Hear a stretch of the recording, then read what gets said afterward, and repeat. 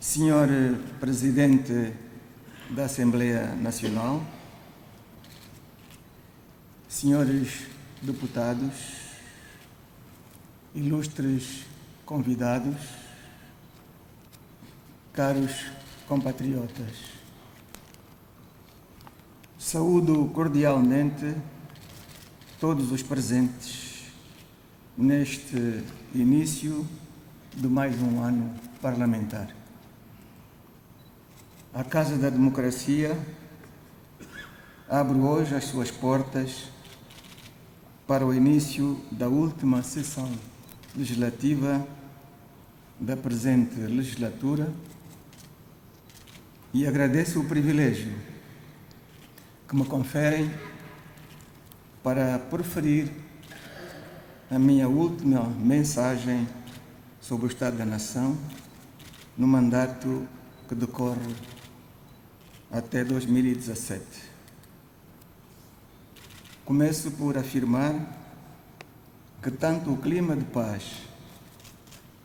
como o normal funcionamento das instituições são já uma realidade e que passos importantes continuam a ser dados para se garantir o pleno desenvolvimento econômico e social do nosso país. Um balanço sumário sobre a atividade nacional põe em relevo as grandes mudanças que ocorrem no país, bem como os sinais positivos e algumas falhas que surgem em vários domínios da economia e da sociedade. Tudo isto nos permite perspectivar as medidas necessárias para se construir um futuro melhor. Angola sofre as consequências da crise económica e financeira internacional desde 2008. Mesmo assim, cumpriu mais da metade das metas estabelecidas pelas Nações Unidas nos Objetivos de Desenvolvimento do Milénio até 2015, no que diz respeito a setores como o emprego formal, o abastecimento de energia e água potável, a saúde e saneamento do meio, a educação e a formação profissional, entre outros. Todas as conquistas se devem, em primeiro lugar, ao clima de paz que se instalou de forma definitiva no nosso país desde 2002 e que é obra de todos os angolanos.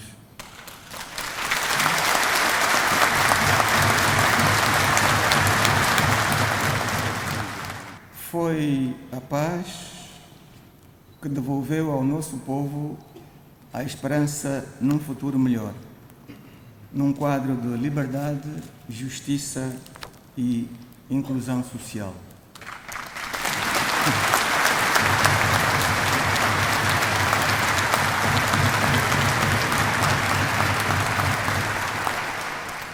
Consciente disso, temos de continuar a esforçar-nos para que a paz se venha a tornar na principal força identitária entre os angolanos de todas as origens, convicções políticas ou crenças religiosas, e para que se mantenha entre nós o espírito de união, tolerância e de respeito pela diferença e pelos valores em que assenta a democracia.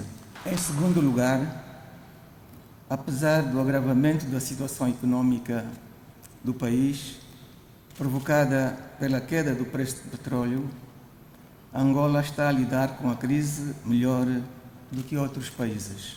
Exemplo disso são a baixa progressiva dos preços dos bens essenciais, da inflação e a taxa de juros, a recuperação da atividade das empresas e dos níveis de emprego.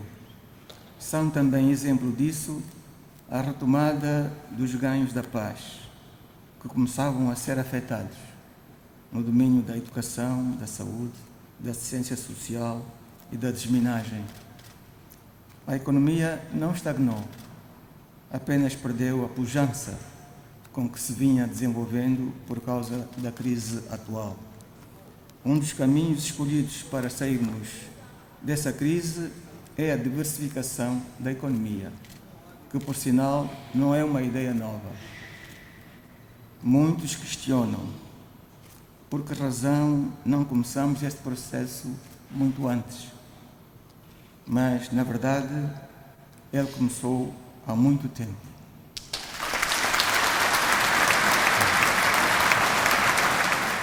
Só que não havia condições objetivas no nosso país para avançarmos mais depressa. Quando terminou a guerra, em 2002, Angola e o Camboja eram os países do mundo que tinham mais minas antipessoais e antitanque. Falou-se na altura em cerca de 2 milhões de minas implantadas. Estavam minados os acessos aos campos agrícolas, às 3 linhas de caminhos de ferro e respectivas pontes, às zonas adjacentes às torres de transporte de energia elétrica e às centrais e condutas de água, etc. Mesmo em Luanda, foi necessário construir-se uma proteção ao longo de toda a conduta de água potável e patrulhada dia e noite. Foi também erguida uma vedação no traçado da atual Via Expresso, que ainda não existia, para proteger a cidade de operações de minagem e de ataques bombistas.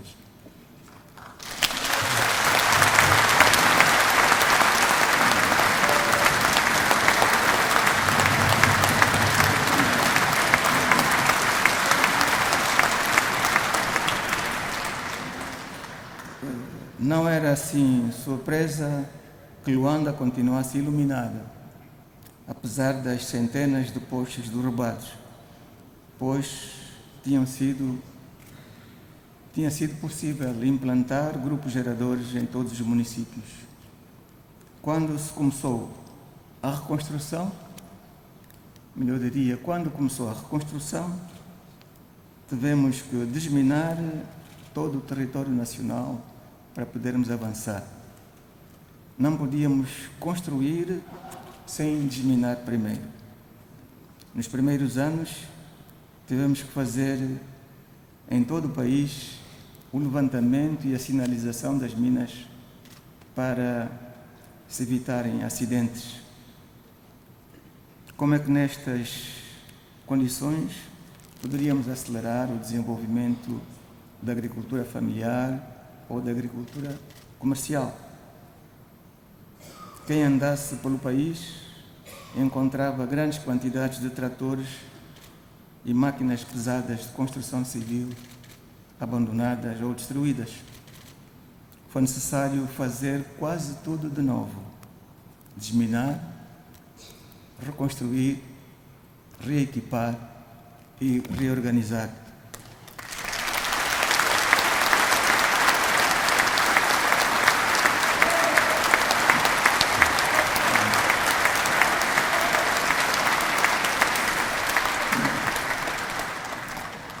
Nós não podemos falar do nosso país como se estivéssemos a falar de Portugal, de Cabo Verde, do Senegal ou outro país qualquer.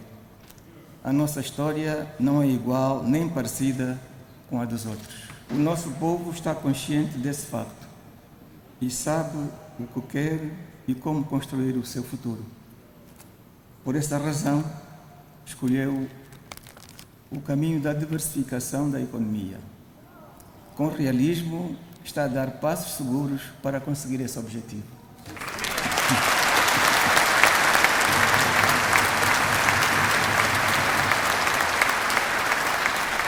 Senhor Presidente da Assembleia Nacional, senhores deputados, caros compatriotas, a implementação dos projetos estruturantes de investimento público aprovados durante o mandato está em curso e a bom ritmo, como comprovam a conclusão da segunda fase da barragem de Cambane, cujo alteamento vai garantir uma potência adicional de 780 megawatts aos atuais 180.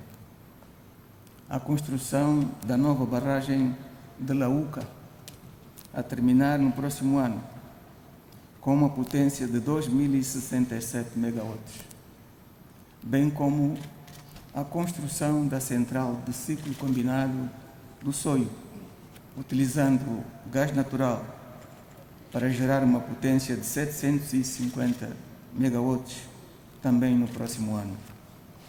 Este impressionante aumento de potência elétrica é associado ao esforço gigantesco que está a ser feito para aumentar a produção de água potável e do sistema de telecomunicações e dos transportes, para apoiar o desenvolvimento da produção e melhorar o acesso das famílias a esses bens, garantindo a transformação da estrutura econômica nacional. Angola registrou também um crescimento apreciável do índice de desenvolvimento humano do nosso povo, graças em grande parte à melhoria verificadas nos domínios sanitário e educacional. O índice de desenvolvimento humano do povo angolano está, por exemplo, acima das médias dos países da África subsaariana.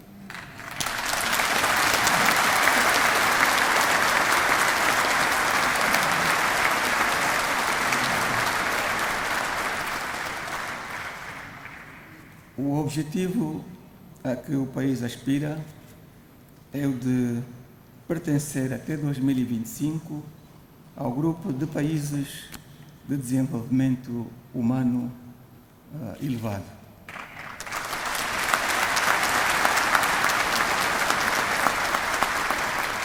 Por essa razão, o combate à pobreza é de facto uma prioridade do governo e tem sido positivo o ritmo da sua redução.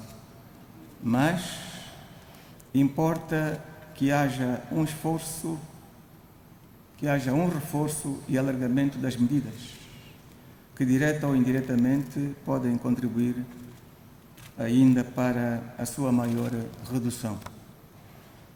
O Governo adotou um programa de formação e redistribuição de rendimento, a fim de criar condições que possibilitem uma maior inclusão social. Pensa assim utilizar de forma articulada e convergente os principais instrumentos de política de redistribuição do rendimento, tais como a política tributária, a despesa pública em sectores sociais e de segurança social, visando uma repartição mais justa da riqueza e do rendimento e um nível de bem-estar mais elevado. Uma área decisiva para o bem-estar das populações é o da habitação. Para o efeito, o Executivo elaborou um Programa Nacional de Urbanismo e Habitação. Ao longo do período compreendido entre 2013 e 2015, beneficiando de uma conjuntura orçamental mais favorável, o Executivo priorizou, dados os graves problemas habitacionais, o investimento em novas centralidades.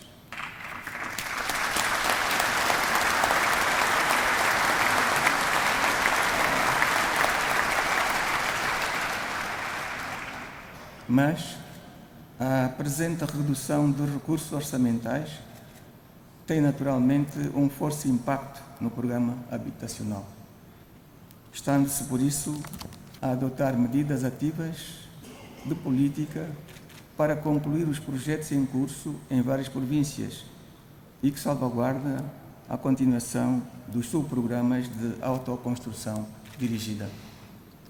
Senhores deputados, caros compatriotas, a economia angolana cresceu a uma taxa média anual considerável até 2014. Em 2015, essa evolução foi fortemente limitada pela brusca queda do preço do petróleo no mercado internacional, que em 2016 se situou abaixo dos $30 por barril e provocou uma significativa redução das receitas fiscais do Estado. Foi esta evolução do preço do petróleo que nos levou a rever o Orçamento Geral do Estado de 2016, que assumiu para o corrente ano um preço médio de $40 por barril. Por sua vez, a queda das receitas fiscais provocou em 2015 a contração da procura agregada da economia e, por via sistêmica, a consequente queda dos níveis de atividade económica no setor não petrolífero. O crescimento do setor não petrolífero da economia passou assim de 8,2% em 2014 para 1,3% em 2015. E a previsão é de 1,2% para o corrente ano. Os sectores que mais se ressentiram, embora com taxas de crescimento positivas, foram os da agricultura, pescas, construção, serviços mercantis. Por outro lado, o setor da indústria transformadora foi o mais atingido e registrou uma variação negativa de 4%. O choque sistêmico da queda do preço foi muito forte nas receitas públicas. Sublinhe-se que só em 2015 a redução do preço do petróleo terá provocado uma quebra de quase 6 mil milhões de dólares da receita fiscal. Presentemente, a continuidade do esforço do investimento público só é possível com recurso ao endividamento interno e externo. Essa é uma solução que tem os seus limites e obriga a diferentes soluções de financiamento interno e externo. Esta evolução teve inevitáveis impactos a nível monetário. Neste contexto, o Executivo, para garantir os pressupostos básicos necessários ao desenvolvimento, teve que adotar uma política de estabilidade e regulação macroeconômica que lhe permitiu aprimorar a condução coordenada da política fiscal, monetária, cambial e de rendimentos e preços, acentuando o papel da programação financeira. A quebra, Senhor Presidente da Assembleia Nacional, senhores deputados, ilustres convidados, caros compatriotas, saúdo cordialmente todos os presentes neste início de mais um ano parlamentar. A Casa da Democracia abre hoje as suas portas para o início da última sessão legislativa da presente legislatura e agradeço o privilégio que me conferem para proferir a minha última mensagem sobre o Estado da Nação no mandato que decorre até 2017. Começo por afirmar primário, secundário e informal do Kwanza. Em consequência dessas medidas de regulação macroeconômicas que se têm adotado, verifica-se nas últimas semanas, felizmente, uma regressão no mercado informal dos valores especulativos do dólar e do euro, graças à melhor coordenação da política monetária, fiscal, cambial e de rendimentos e preços.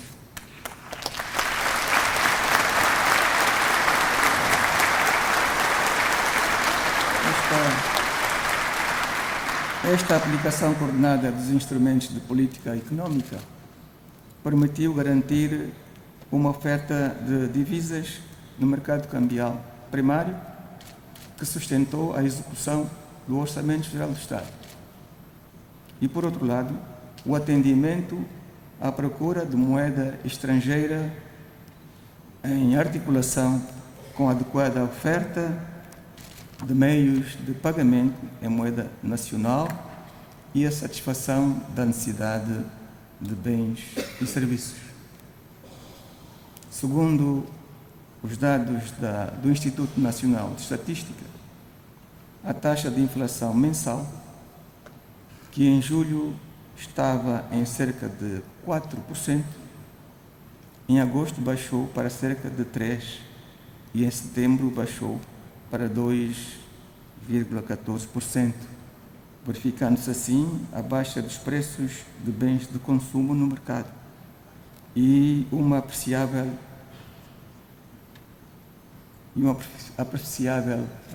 aumento do poder de compra dos salários. A nossa meta é conseguir uma taxa de inflação mensal de 1% ou menos. Senhores deputados, caros compatriotas, perante a ruptura brusca do preço do petróleo,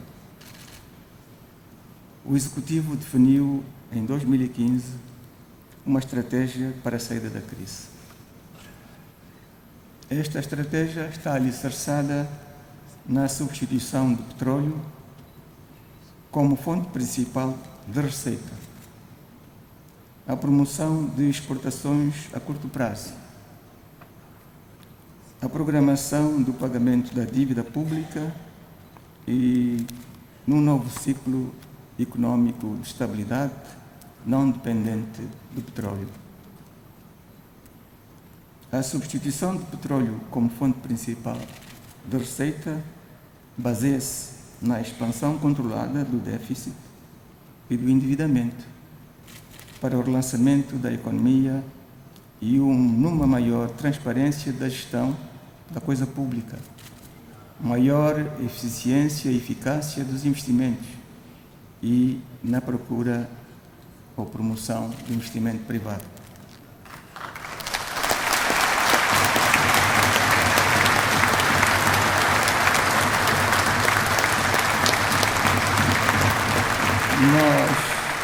Nós estamos habituados a lutar contra as adversidades e a ultrapassar obstáculos.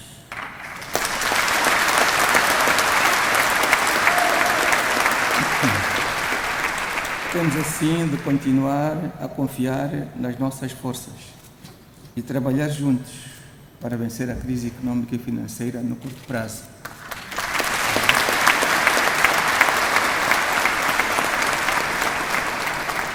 Medidas concretas para o efeito estarão contidas no Orçamento Geral do Estado para o ano de 2017, em preparação, e que no fim deste mês será submetida à Assembleia Nacional.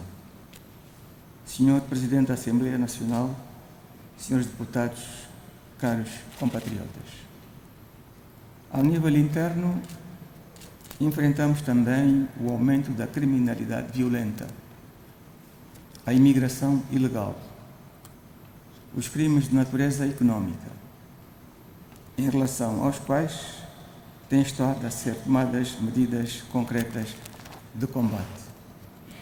Vamos dar passos mais efetivos no sentido de, Senhor Presidente da Assembleia Nacional, senhores deputados, ilustres convidados, caros compatriotas, saúde de capitais e ao financiamento do terrorismo.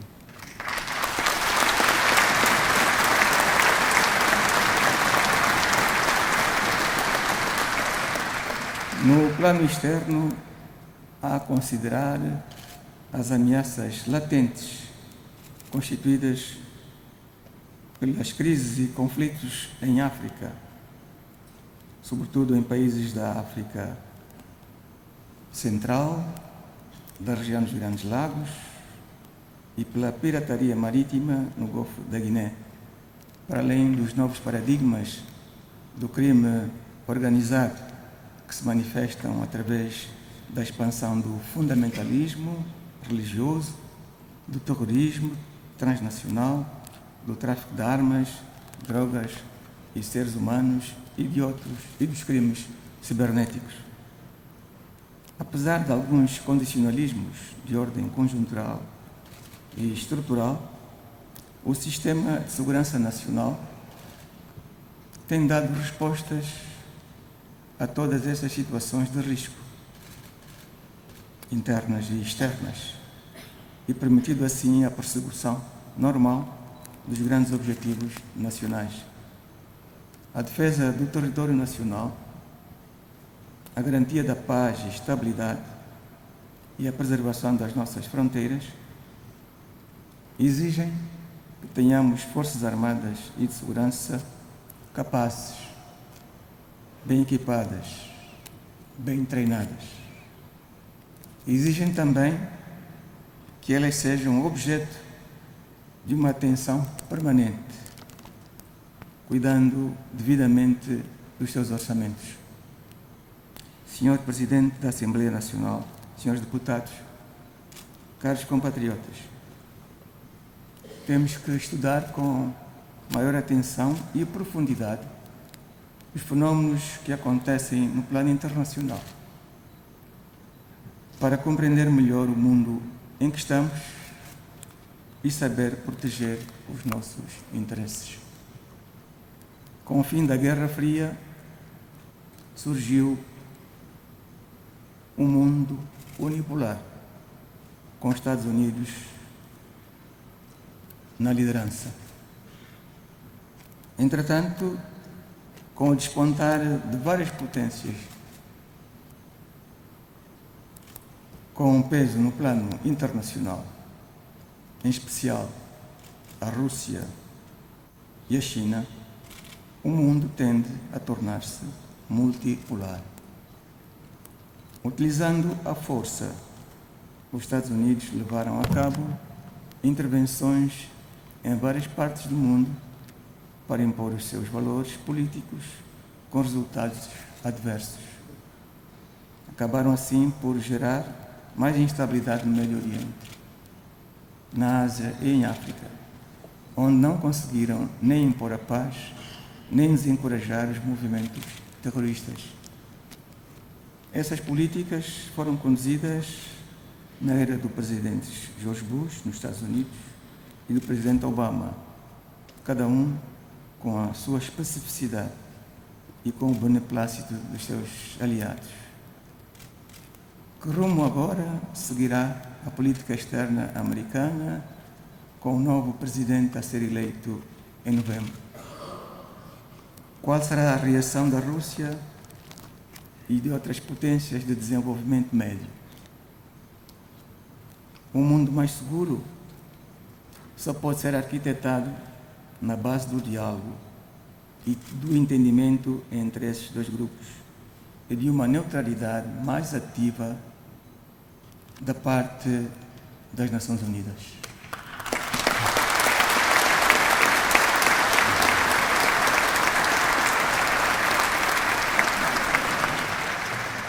Senhores deputados, caros compatriotas, determinados processos eleitorais que ocorrem no nosso continente e que deveriam ser fatores de estabilidade democrática estão a ser convertidos, quer através da contestação direta dos seus resultados, quer através da tentativa de alteração da ordem constitucional em autênticos viveiros de instabilidade, de repercussão e consequências imprevisíveis, tanto para os respectivos países como para as respectivas sub-regiões em que se inserem.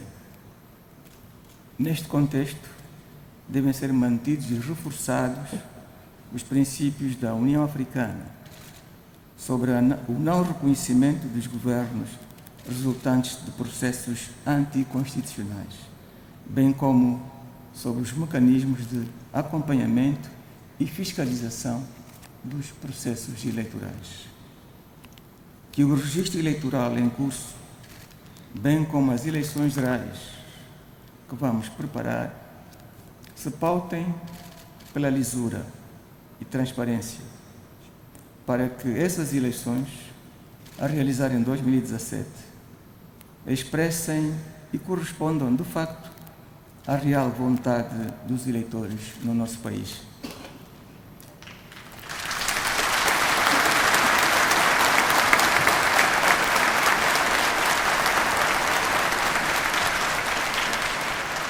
Que cada um, com o seu voto, faça livremente a escolha dos dirigentes que entendem que devem continuar a governar o país e que não só o Estado, mas também os partidos políticos, a sociedade civil, as igrejas e todos os cidadãos assumam com responsabilidade o seu papel para que o processo seja realmente democrático, livre e decorra com normalidade e de modo exemplar.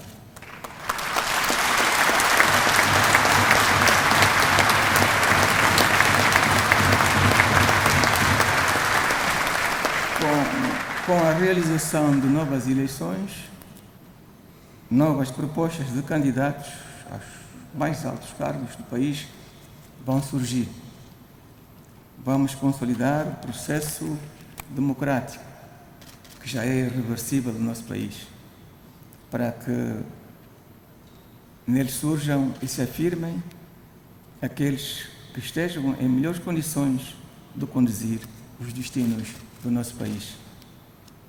Que eles possam corresponder à expectativa do povo angolano, no sentido de continuar a ter uma vida cada vez melhor.